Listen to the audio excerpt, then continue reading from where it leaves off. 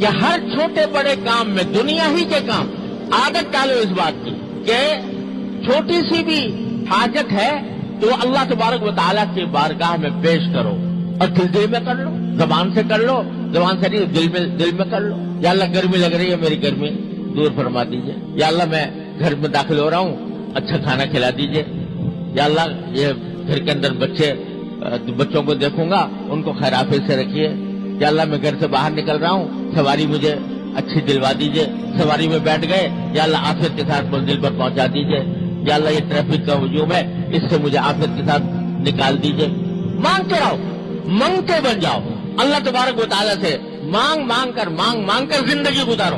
جو مرحلہ بھی درپیش ہے اللہ تعالیٰ کی بارگاہ میں پیش کرو، اور اس سے مانگو گے، جتنا مانگو گے اتنا ہی اللہ تبارک و تعالیٰ کا قرب بڑھے گا، اللہ تعالیٰ سے قرب بڑھے گا، کیونکہ دعا بذات خود ایک عبادت ہے۔